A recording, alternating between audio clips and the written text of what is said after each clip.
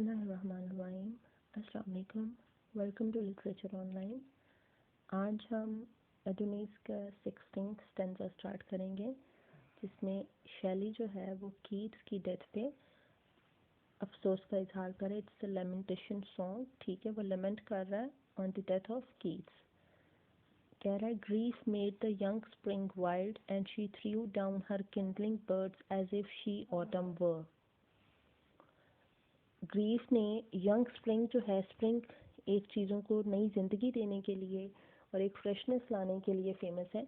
लेकिन यहाँ पे स्प्रिंग जो है वो एज अ मोर्नर आई है कीट्स की डेथ पे, और वो अपनी जो कलियाँ हैं, किंडलिंग बर्ड्स हैं, उनको इस तरह से जैसे वो किसी कोई डेड लीव्स हैं, डेड लीव्स की तरह वो उनको फेंक रही है, उनको वो झड़ रहे हैं दरख्तों से, जैसे कि स्प्रिंग ना हो, ऑटम हो।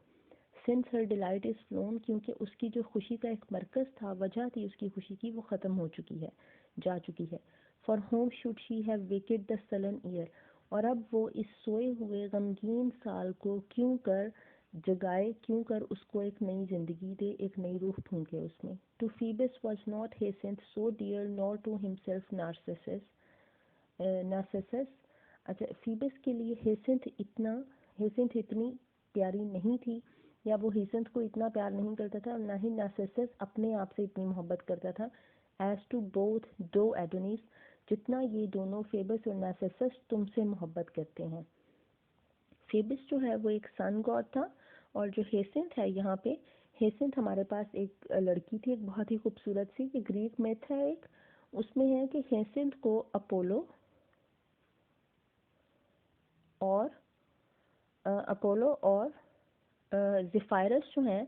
वो इसको पसंद करते थे, हेसेंथ को, राइट। अब जो फीबस था, उसने अपोलो और हेसेंथ का जो मैच था उसको अपनी हामी भर दी थी कि इन दोनों का मैच ठीक है। इसकी वजह से ज़ेफायरस जो है उसको बहुत ज़्यादा गुस्सा आया और उसने हेसेंथ का मर्डर कर दिया।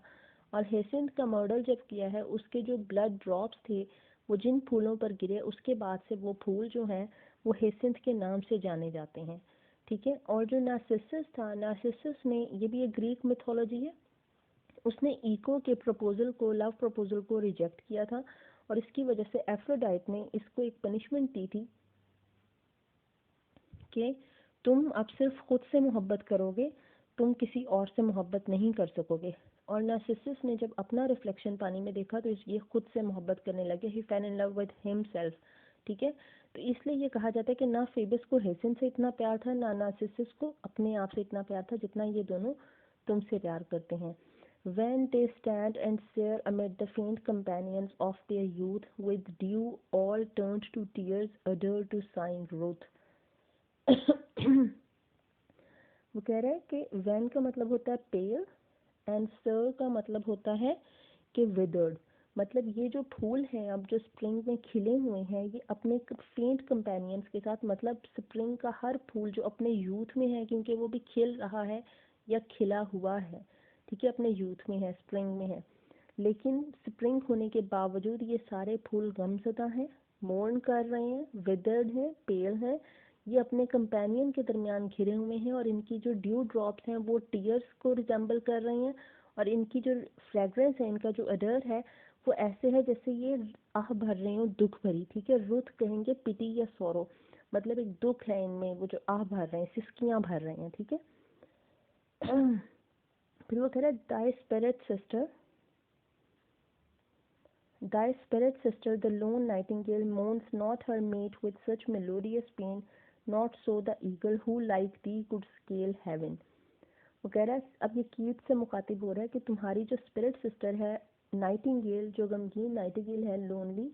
इसने इसलिए किया क्योंकि कीट्स ने जो पोइम ओड लिखा था, ओड टू नाइटिंगेल, उसमें उसने अपने आप को पर्सोनीफाई किया था। वो चाहता था कि वो लाइक अ नाइटिंगेल एस्केप कर जाए नाइटिंगेल बन के, ठीक है, वो उसकी दुनिया में चला जाए। तो वो कह रहा है कि तुम्हारी जो सोल सिस्टर है ना नाइटिंगेल, वो भी तुम्हारे दुख में, तुम्हारी डेथ की इस वक्त मॉर्निंग में इतना मेलोडियस, वो अपनी जो उसका सॉन्ग है, जो सॉन्ग बर्ड है नाइटिंगेल, उसका सॉन्ग इतना मेलोडियस नहीं रहा। Not so the eagle who like thee could scale heaven, जिस तरह कीट्स जो है वो अपने पोइटिक टैलेंट की ऊंचाई पे और आसमान पे था, उसी तरह ईगल जो है वो आसमान को छू सकता है। And could nourish in the sun's domain, और जो सूरज से अपनी नरिशमेंट और स्ट्रेंथ लेता है। Her mighty youth with morning doth complain, और अब उस ईगल की जो माइटी यूथ है उसकी जो सारी स्ट्रेंथ है वो मॉर्निंग से कंप्लेंट कर रही है, क्योंकि ईगल के बारे में कहा जाता है कि ईगल जो है वो eagle strengthen their eyesight by gazing at the sun, ठीक है, वो सन को देखकर जो है वो अपनी स्ट्रेंथ लेते हैं, ठीक है। तो ईगल जो है वो कंप्लेंट कर रहा है, soaring and screaming around her emptiness. Soaring कहते हैं फ्लाइंग हायर, मतलब the eagle is flying higher and higher in the air, और स्क्रीमिंग वो यल कर रहा है, क्राई कर रहा है अराउंड हर एम्प्टीनेस, अपने एम्प्टीनेस, क्योंकि वहाँ से कीट सब जा चुका है, ठीक है ना। नाइटिंगेल इस तरह से गम मना रही है और ना ही ईगल तुम्हारे गम में उतना ज़्यादा गमज़दा है, इतना ज़्यादा दुख है उसको, ना ही उसकी वो जो चीखो पुकार है उसमें इतना दुख है। As Albion wails for thee, Albion कहा गया इंग्लैंड को, जिस तरह से इंग्लैंड तुम्हारे लिए रो रहा है, ना ईगल रो रहा है और ना नाइटिंगेल रो रही है। The curse of Cain light on his head who pierced thy innocent breast and scared the angel soul that was its earthly guest. Cain was the first son of Adam and Eve, and he was also the first person who killed his own brother Abel. ठीक है, इसकी वजह से उसको कर्स किया गया था कि वो अर्थ पे कुछ प्रोड्यूस उसको नहीं मिलेगा, ठीक है। वो कह रहे हैं कि केन का कर्स जो है वो जो उसको कुछ ना मिले, उस पर एक पनिशमेंट एक हुई थी ना, उसके लिए पनिशमेंट उसको कर्स किया गया था,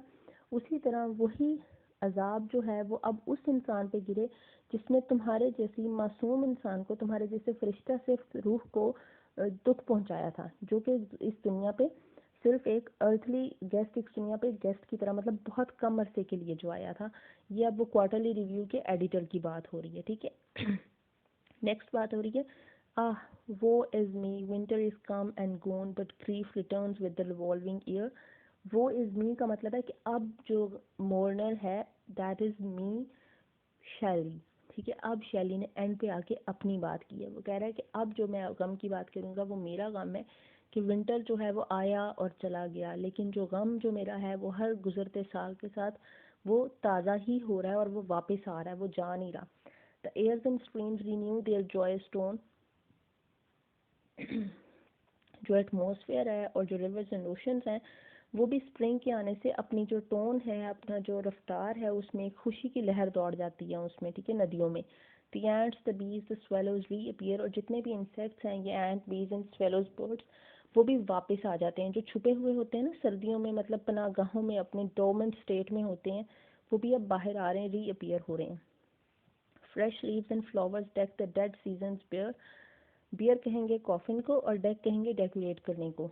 और डेड सीजन मतलब जो ऑटम सीजन है उसकी कॉफिन पे ऑटम सीजन पे अब डेकोरेट कर दिया ऑटम सीजन को फ्रेश लीव्स एंड फ्लावर्स ने, ठीक है, स्प्रिंग में। The amorous birds now pair in every brake and build their mossy homes in field and briar. Briar कहते हैं थोर्नी बुशेस को, ठीक है, जिनमें कांटे शांटे भी होते हैं। जो बर्ड्स हैं, जो पेयर होते हैं बर्ड्स, ठीक है, जिन्होंने अपनी ब्रीडिंग करनी होती है, वो अब पेयर्स में अपने नेस्ट बनाते फिर रहे हैं बुशेस में। And the green lizard the golden snake like unimprisoned flames out of their trance awake. और ग्रीन लिजर्ड और गोल्डन स्नेक दोनों के दोनों अपने जो वो एक हाइबरनेशन के लिए वो एक डोरमेंट स्टेट में गए हुए थे, they spend their winter in dormant state, ठीक है, वो किसी केव में या किसी अंडरग्राउंड जगह पे चले जाते हैं, तो वो अब वहाँ से बाहर निकल आए हैं, ठीक है। ये गोल्डन और ग्रीन कलर जो है ये फ्लेम्स के कलर को उसने शो किया, ठीक है, अनइम्प्रिजन्ड फ्लेम्स बाहर आ गए अपने हॉल से, ठीक है, out of their trance awake, और अपनी नींद से अब वो जाग गए हैं और रीअपियर हो रहे हैं ऑन द ग्राउंड, ठीक है। फिर वो कह रहे हैं through wood and stream and field and hill and ocean a quickening life from the earth's heart has burst. वो कह रहे हैं हर चीज़ से, hills, forest, streams, rivers, oceans, fields, हर चीज़ में एक नई ज़िंदगी की लहर दौड़ गई है। A new vitalising power has emerged, ठीक है, as it has ever done, जैसे कि हमेशा से ये होता है, जैसे सीज़न चेंज होता है, इट्स अ साइकिल, ठीक है, ये चेंज होता है तो हर चीज़ आती है विद चेंज एंड मोशन, जैसे साइकिल है वो चल रहा है। चेंज एंड मोशन जो earth and sun and moon का जो एक ऑर्बिट होते हैं, और ठीक है, इनकी जो मोशंस हैं, इनकी जो सर्कुलर मोशंस हैं उसके हिसाब से सीजन चेंज होते हैं, उसकी बात कर रही है, ठीक है।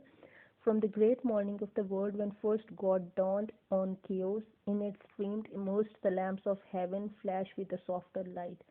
तो कह रहा है उस ग्रेट मॉर्निंग जब खुदा ने, वो बिग बैंग थ्योरी की बात आई है कि एक बहुत बड़ी डिस्ट्रक्शन हुई and then the planets and the universe emerged, ठीक है, ये नई दुनिया, ये नई यूनिवर्स कायनात वजूद में आई और उसकी वजह से न्यू लैम्प्स ऑफ हेवन बने, new the lamps of heaven ना the sun the moon and the stars, ठीक है, ये हमारे पास लैम्प्स ऑफ हेवन है, सूरज दिन में रोशनी देता है और चांद और सितारे रात के लिए हैं, ठीक है। सॉफ्टर लाइट है क्योंकि ये दोनों इंसान की बर्दाश्त के काबिल हैं, उतने फासले पे हैं कि ये हमारे लिए नेसेसरी है हमारी, ठीक है। ये जो बिग बैंग थ्योरी हुई, एक डिस्ट्रक्शन हुई, God created order from a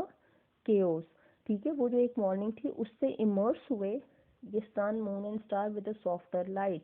ठीक है। All baser things pant with life sacred thirst diffuse themselves, वो कह रहा है जितनी भी इग्नोबल चीज़ें हैं, मीन चीज़ें हैं, लो चीज़ें हैं, लाइक इंसेक्ट्स, बीस्ट, बर्ड, ठीक है, ये वर्म्स, ये सारी चीज़ें अब ब्रीद कर रही हैं with a new life and they are diffusing themselves, they are spreading themselves from one corner of earth to the other corner, ठीक है, and spend in love delight the beauty and the joy of their renewed mind, और उनको जो ये एक नई ज़िंदगी मिली है, एक नई लहर जो उनके अंदर दौड़ी है, एक नई रूह फूंक रही है स्प्रिंग का मौसम, ये इसको वो खुशी से और ब्यूटी से, स्प्रिंग का मौसम है, हर तरफ खूबसूरती, हर तरफ कलर्स हैं, उसको ये अपनी खुशी से स्पेंड कर रहे हैं, अब ये गुजार रहे हैं, खुश हो रहे हैं उसको देखकर, ठीक है। तीसरा हमारे पास आ जाती है the leprous corpse touched by the spirit tender exhales itself in flowers of gentle breed, वो कह रहा है जो लेप्रोस्कोप्स है मतलब जो रॉटन बॉडीज होती हैं, ठीक है, कॉप्स कहते हैं लाश को, वैसे डेड बॉडी को, ये जो रॉटन किस्म की बॉडीज हैं touched by the spirit tender, इनको जब स्प्रिंग ने टच किया है, ठीक है, exhales itself in flowers of gentle breed, मतलब खजां के मौसम में जो कलियां मुरझा गई थी, जो पौधों बिल्कुल ख़त्म हो गए थे, मुरझा हो गए थे, पेल हो गए थे, दे वो विदर्ड, उनको क्या हुआ है, वो अब एक्सहेल कर रहे हैं, वो सांस ले रहे हैं और उनके अंदर एक जेंटल ब्रीद आ रही है, मतलब वो ब्रीदिंग का प्रोसेस स्टार्ट हो गया है और अब उनके अंदर नई जिंदगी आ रही है, ठीक है, उनमें ग्रीनरी आनी शुरू हुई है। वो दोबारा से अपनी नरिशमेंट ले रहे हैं अपनी रूट से और बाहर से, ठीक है, like incarnation of the stars, incarnation कहते हैं एम्बॉडीमेंट, पर्सोनिफाई करना, जैसे स्टार्स, ये जो फूल हैं, ये जो आप खिल रही हैं, इनमें जो नई लाइफ आ रही है, फूल में एक फ्रेशनेस आ रही है, ये फ्रेशनेस ऐसे है जैसे कि स्टार्स में होती है, ऐसे लग रहे हैं जैसे स्टार्स लग रहे हों। when splendor is changed to fragrance, जिस तरह जो सितारों की जो एक स्प्लेंडर है ना वो चेंज हो जाए फ्रेगरेंस में, जिस तरह सितारों का अपना एक स्प्लेंडर, उनकी शाइन और उनका ग्लो उनके लिए ज़रूरी होता है, उसी तरह इन फूलों की जो फ्रेगरेंस है वो इनका स्प्लेंडर है। They illumine death and mock the merry worm that wakes beneath, वो डेथ को लाइटन कर देते हैं एंड मॉक द, ये जो स्प्रिंग के अब बात हो रही है, ये जो फ्लावर्स हैं कलरफुल एंड फ्रेगरेंट फ्लावर्स हैं, ये इल्यूमिन कर रहे हैं, लाइटन कर रहे हैं डेथ को और मॉक कर रहे हैं, मजाक उड़ा रहे हैं, the merry worm that wakes beneath, जो ज़मीन के नीचे जिस तरह जो डेड बॉडीज़ को वर्म्स खा जाते हैं ना, ठीक है, उनका ये मजाक उड़ा रहे हैं कि तुम लोग तो नीचे ज़मीन के नीचे रह गए हो ना, तुम्हारी यही पोजीशन है और हमने यहाँ पे देखो तुम्हारे ऊपर किस तरह से कलर्स और फ्रेगरेंस जो है वो कर दिए इर्द गिर्द। नॉट वी नो डाइज, जो nothing we know dies shall that alone which knows be as a sword consumed before, nothing we know dies, इसका मतलब है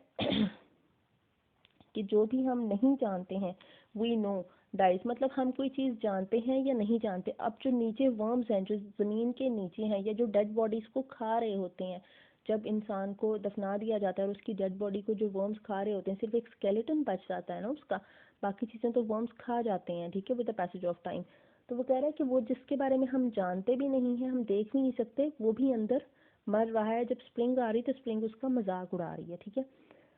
Shall that alone which knows be as a sword consumed before the sheath by sightless lightning, वो कह रहा है जिस तरह एक जो लाइटनिंग है ना वो तलवार को ख़त्म कर देती है लेकिन उसके शीथ को, उसके कवर को ख़त्म नहीं करती है, तो ऐसा कैसे हो सकता है। इसी तरह जो है वो आपकी जो बॉडी जो है वो कवर है और आपकी जो सोल है वो आपकी एक स्वॉर्ड है, ठीक है। ये कैसे हो गया कि स्वॉर्ड तो उस लाइटनिंग से ख़त्म होगी, जैसे आपकी सोल तो आपकी बॉडी से चलेगी but your body is still there, ठीक है, आपकी बॉडी वहाँ पे लेकिन आपकी सोल चलेगी। जैसे एक सॉर्ड को रस्ट लग जाता है और सॉर्ड ख़त्म हो जाती है लेकिन उसका जो कवर है वो एज इट इज़ रहता है, ठीक है। The intense atom glows a moment then is quenched in a most cold repose. वो कह रहा है एक जो एटम है वो अचानक से ग्लो करता है एक मोमेंट के लिए, then is quenched in the most cold repose. Quench कहते हैं जिस तरह से आग बुझा दी जाती है, शोला बुझा दिया जाता है, उसको स्प्रेस कर दिया जाता है और वो ठंडा पड़ जाता है। ये जो इंटेंस एटम ग्लोज और क्विंच्ड का वर्ड यूज हुआ है इसका मतलब है कि वो मरा नहीं है अभी, लेकिन उसको कुछ देर के लिए उसको सुला दिया गया है या उसकी वो जो पावर है वो ख़त्म कर दी गई है, ठीक है। उसके बाद वो कह रहा है Alas, that all we loved of him should be but for our grief as if it had not been। वो कह रहा है अफसोस है कि हम जितना उसे मोहब्बत करते all we loved of him should be but for our grief, लेकिन अब हमारे पास सिर्फ ये गम ही रह गया है, ठीक है, कि हम उसकी बॉडी को, उसके माइंड को, उसकी पर्सनैलिटी को, उसके पोइटिक टैलेंट को जितना ज़्यादा हम एडमायर करते थे, everything is disappeared into nothingness as if it had not been. ऐसे लग रहा है जिस तरह के वो कभी एग्जिस्ट ही नहीं करता था दुनिया पे। And grief itself be mortal, और वो कह रहा है गम भी तो एक फ़ानी चीज़ है ना, इट्स मॉर्टल, कभी ना कभी तो गम ने भी मर जाना है और हमने अपने टाइम के साथ अपने आप को नॉर्मल कर लेना और चीज़ें जो हैं वो रूटीन के मुताबिक चलनी शुरू हो जाएंगी और हर चीज़ नॉर्मल हो जाएगी और हम उसको भूल जाएंगे। फिर वो कह रहा है वो इज़ मी, कि मोर्नर अब मैं हूँ, मुझे बहुत ज़्यादा गम है, मुझे बहुत ज़्यादा इस पे जो है वो दुख है इस चीज़ का। Whence are we and why are we, कि हम क्यों हैं यहाँ पे, ठीक है, कि हम लोग जो हैं वो यहाँ पे क्या कर रहे हैं और हमारी लाइफ का मकसद क्या है। End of course of what seen the actors और स्पेक्टेटर्स, और क्या हम यहाँ पे सिर्फ एक्टर्स हैं, जिस तरह शेक्सपियर ने कहा था ऑल द वर्ड्स स्टेज, क्या हम लोग सिर्फ यहाँ पे एक्टर्स हैं या फिर हम स्पेक्टेटर्स हैं कि हम देखने हैं, कि हम तमाशाई हैं या हम तमाशबीन हैं, कि हम अपना तमाशा दिखा रहे हैं ऊपर जो हमारे ऊपर स्टार्स बैठे हैं और सारे प्लैनेट्स हैं, या फिर हम तमाशबीन हैं, हम इन चीज़ों को देख रहे हैं कि इंसान आ रहे हैं और जा रहे हैं, ठीक है। Great and mean meet massed in death who lends what life must borrow. वो कह रहा है जो चाहे कोई इंसान बहुत अजीम है या बड़ा है या बड़े स्टेटस से ताल्लुक़ रखता है, या फिर कोई इंसान पुअर है या फिर वो वैसे जो है वो मीन है एंड चीप है, हर इंसान ने जब कब्र में जाना है they are equal, they are on the same level, हर इंसान उसी कब्र में जा रहा है, हर इंसान को डेथ लेके जाती है तो वो अपने साथ कुछ भी नहीं ले जा पाता है। Who lends what life must borrow, वो कह रहा है कि यहाँ पे लाइफ जो है वो डेथ से एक टाइम बोरो करके लाती है, ठीक है। डेथ ने एक आप समझें कि लेंथ किया हुआ है, उधार दिया हुआ है ये कुछ टाइम लाइफ को हर सूरत it has to repay this life, repay the loan of life to death, ठीक है। everyone has to repay the loan of life to death ना, because life has borrowed some time from death। हर चीज़ ने वो एक बोरो किया हुआ है और उसको वो हर सूरत रीपे करना ही है ये lone as a source of death, के उसे मरना होगा। As long as skies are blue and fields are green, evening must usher night, night urge the morrow। वो कह रहा है कि जब तक स्काई ब्लू है एंड फील्ड्स आर ग्रीन, जब तक ये मैदान ग्रीन है, इवनिंग जो है उसको यील्ड करना ही है नाइट के, हर शाम के बाद रात आनी और हर रात के बाद सुबह होगी। मंथ फॉलो मंथ, महीने के बाद महीना बदलेगा विद वो इस गम के साथ, and year with year to sorrow, मतलब एक month every with every month ये जो गम है ये ताज़ा रहेगा और हर साल के साथ भी ये गम ऐसे ही रहेगा, हर चीज़ ऐसे ही रहेगी। फिर वो कह रहा है he will wake no more oh never more wake thou cried misery. वो कह रहा है अब वो किसी को जगा नहीं सकेगा, नेवर मोर, अब कभी नहीं जगा सकेगा, कि जिस तरह वो अपनी पोइट्री के थ्रू लोगों को एक मैसेज देने की कोशिश करता था, वो उसकी बात कह रहा है। Wake thou cried misery, misery is another mourner, वो भी अब उसका गम मना रही है। ये childless mother rise out of thy sleep, childless mother यहाँ कहा गया है यूरेनिया को, ठीक है। यूरेनिया जो है इसने शैली ने कहा है कि यूरेनिया कीट्स की मदर है, ठीक है। वो कह रही है कि तुम एक अब चाइल्डलेस मदर बन गई तो प्लीज़ अब उठो, rise out of thy sleep, अपनी इस गहरी नींद से उठो, and slake in thy heart's core a wound more fierce than his with tears and sighs. Slake का मतलब है सूद करना। वो कह रही है तुम्हारे दिल की गहराइयों में जो एक बहुत गहरा ज़ख्म है, जो कीट्स को उस क्वार्टरली रिव्यू के एडिटर की क्रिटिक से, उसके क्रिटिसिज्म से जो ज़ख्म पहुंचा था, उससे भी गहरा तुम्हारा ज़ख्म है, क्योंकि तुमने अपनी औलाद को खो दिया है। तो अब तुम अपने आंसुओं से और अपनी सिसकियों से अपने इस गम को सूद कर लो, थोड़ा सुकून पहुंचा दो। क्योंकि आपने अगर मतलब खुदा न ख्वास्ता किसी की डेथ हो किसी के घर में, लेकिन जब डेथ होती है तो कहते हैं कि अगर कोई रो नहीं रहा तो उसको रुलाओ, वो रोएगा तो उसको सुकून आएगा, अगर वो रोएगा नहीं तो वो गुबार उसके अंदर रहेगा और उसकी तबीयत और ख़राब होगी। तो वो उसे कह रहे हैं कि तुम उठो और प्लीज़ रो और अपने गम को ज़रा जो है वो हल्का करो, ठीक है। And all the dreams that watched Urania's eyes and all the echoes whom their sister's song had held in holy silence cried arise। सारे ख्वाब जो यूरेनिया की आंखों में थे, जो जिन्होंने यूरेनिया की आंखों मतलब ख्वाब जो है वो आपकी, वो कहते हैं ना आंखें देखती हैं, मतलब यूरेनिया के थ्रू जो भी ख्वाब एग्जिस्ट करते थे, और सारी इकोज जिन्होंने वो गाने गाए थे, ठीक है, वो जो उनकी वो आवाज़ें थी, had held in Holi silence, वो खामोशी से खड़ी हैं और वो क्राई कर रही हैं और उसे कह रही हैं arise swift as a thought, उसे कह रही हैं उठो उठो उठो, यूरेनिया को कह रही हैं। Swift as a thought by the snake memory stung from her ambrosial rest of the fading splendor sprung। ambrosial कहते हैं heavenly को, ठीक है। sprung का मतलब भी होता है मूव या जंप करना। अब यूरेनिया को अचानक से याद आई है, एक मेमोरी कीट्स की आई है, एक ख्याल आया है। इस ख्याल ने उस वो जो एक हेवनली रेस्ट की हालत में थी ना, वो एक हेवनली स्लीप में थी, उसमें जैसे ही उसको वो कीट्स की याद आई है तो वो अचानक से ऐसे उठी है जैसे उसको किसी सांप ने स्टिंग किया हो, डंक मार दिया हो, ठीक है। उसकी सोच जो है वो सोच है इधर, जो उसकी मेमोरी है, मेमोरी इज द स्नेक, ठीक है, जिसने उसको स्टिंग किया है। अब वो आगे कह रही, she rose like an autumn night that springs out of the east and follows wild and real the golden day. वो खजां की किसी रात की तरह उठी उस याद के आने पे, and springs out of the east, और वैसे तो दिन ईस्ट की तरफ से निकलता है ना, मशरिक से सूरज निकलता है, लेकिन यहाँ पे वो खजां की ऐसी रात की तरह उठी जो कि मशरिक की तरफ से ईस्ट की तरफ से निकली है, ठीक है। And follows wild and rare the golden day, और उसने फॉलो किया इस stormy and gloomy golden day को, वो रात फॉलो करी, एक ऑटम नाइट है जो ईस्ट की तरफ से निकल के उस डे को फॉलो कर रही है, लेकिन वो डे अब उससे बचना चाह रहा है। which on eternal wings even as a ghost abandoning a bier। अब ये जो गोल्डन डे है वो अपने इटरनल विंग्स के साथ किसी घोस्ट की तरह इस कब्र से बचना चाह रहा है। वो कीट्स की डेथ को क्योंकि फेस नहीं करना चाह रहा है वो डे, तो वो अपने आप को बचा रहा है कि वो इस रात को, ये जो रात है ये उसको पकड़ ना ले, उसको कैच ना कर ले, वो नहीं उस चीज़ को फेस नहीं करना चाहता है अभी, इस खौफ को कि कीट्स की डेथ हो चुकी है। Had love left the earth a corpse, कि जिस जिस दिन ने यहाँ पे इस ज़मीन पे एक डेड बॉडी को छोड़ दिया था, कीट्स की डेड बॉडी को। Sorrow and fear so struck so roused so rapt Urania, sorrow ने और फियर, ये जो दुख था और ये जो खौफ था, इसने यूरेनिया को अपने हिसार में ले लिया।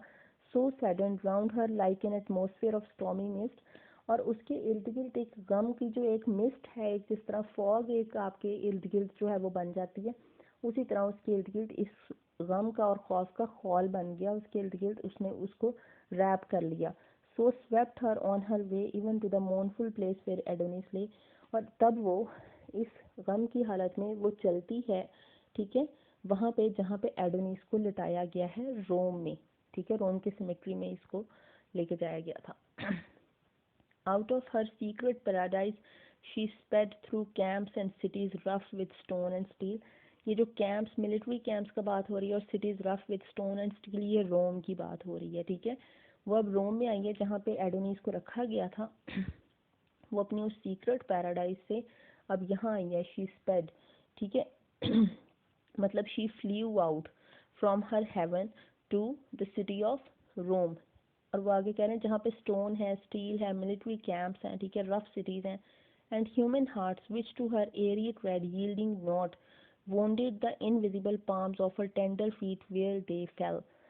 ये जो ह्यूमन हार्ट है, ये लोगों का जो सख्त दिल है जिन्होंने क्रिटिसाइज किया था कीट्स को, और जो उस वक्त उसके साथ नहीं थे, वो कह रहे हैं लोगों के, एक तो वहाँ पे वो वैसे ही सिटी जो है वो स्टोन और स्टील से भरा हुआ है, ठीक है,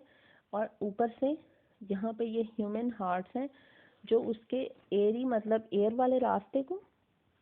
ठीक है, और ट्रेड कहते हैं, एरी ट्रेड उसका जो हवा में रास्ता था, ठीक है, उसको यील्ड नॉट, उसको जाने नहीं दे रहे, उसके लिए मुश्किल पैदा कर रहे हैं। वॉन्टेड द इनविजिबल पाम्स, वो क्योंकि उड़ रही है, उसकी जो invisible palms of her feet है ना, उसके पाँव का जो नीचे वाला हिस्सा होता है सोल, उसको ये जख्मी कर रहे हैं। वेर एवर दे फेल, कि अगर उसका पाँव कहीं पर टच कर भी जाता है तो इंसान का दिल इतना सख्त है कि वो किसी वेपन की तरह उसके पाँव को जख्मी कर रहा है। एंड बार्ब्ड टंगेज, और उनकी जो जुबानें हैं वो भी उसको इंजर कर रही हैं। Thoughts more sharp than they, मतलब इंसान का दिल, उसकी जुबान और उसकी सोच, तीनों चीज़ें उसको इंजर्ड कर रही हैं, उसको वोंड कर रही हैं, ठीक है। Rent the soft form they never could repel, whose sacred blood like the young tears of May paved with eternal flowers that undeserving way.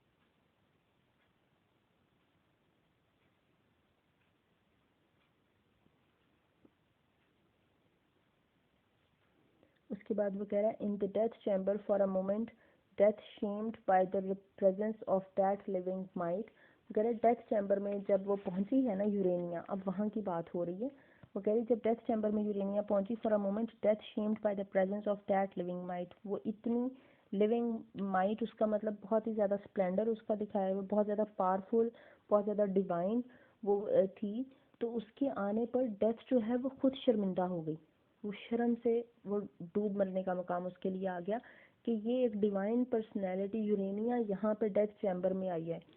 Keats के लिए। ब्लस्ट टू एनहिलेशन, एनाइलेशन, ठीक है। ये जो डेथ है, ये एनाइलेशन कहते हैं कि मतलब वो कंप्लीट डिस्ट्रक्शन, कि डेथ जो है वो खुद शर्म से ब्लश होकर वो खुद मर गई। And the breath revisited those lips and life pale light flash through those limbs. और जो सांस जो है, अब कीट्स की जैसे ही डेथ हो गई, तभी साथ ही कीट्स के लिप्स में दोबारा से ऐसे जैसे उसने सांस लिया हो, उसकी जैसे बॉडी में जान आई हो। Life pale light flashed through those limbs, की उसकी बॉडी में थोड़ी सी जान आई। So let her drear delight, leave me not wild and drear and comfortless as silent lightning leaves the starless night. अब यूरेनिया उसके लिए आह करा कर रही है, वो कह रही है कि मुझे यहाँ पे स्टॉर्मी और ग्लूमी बिल्कुल मत छोड़ो, do not leave me wild and rare and comfortless, मुझे बेसुकून मत छोड़ो। इस तरह जिस तरह से जब आसमान से बिजली चमकती है ना, बगैर थंडर के, बगैर आवाज़ के, तो उस बिजली के चमकने के बाद आसमान और भी ज़्यादा उदास और भी ज़्यादा डार्क हो जाता है। उसी तरह तुम्हारे जाने से मेरी ज़िंदगी और भी ज़्यादा डार्क और भी ज़्यादा बेसुकून हो जाएगी, तो मुझे छोड़कर मत जाओ। हर डिस्ट्रेस रोज डेथ, जब वो इतना, उसका जो इतना दुख है, उसके दुख की वजह से डेथ जो है वो दोबारा से उसमें जान आ जाती है, डेथ दोबारा जिंदा हो गई है, ठीक है। डेथ रोज एंड स्माइल, अब जब उसमें जितना यूरेनिया दुख में होगी, वो जितना ही ज़्यादा इस तरह से रोएगी, उतना ही ज़्यादा डेथ पावरफुल हो जाएगी। डेथ उठती है और वो स्माइल करती है, and met her vain caress, और जब यूरेनिया जो है वो कीट्स को किस कर रही होती है, वो बेसिकली कीट्स को किस नहीं कर रही होती, वो डेथ को किस कर रही होती है और उसको कैरेस कर रही होती है, मतलब प्यार से उसको वो जेंटल स्ट्रोक्स होते हैं उसको टच कर रही होती है। वो बेसिकली कीट्स को नहीं, डेथ को कर रही होती है। तो आई होप आपको समझ आ गई होगी। Thank you so much.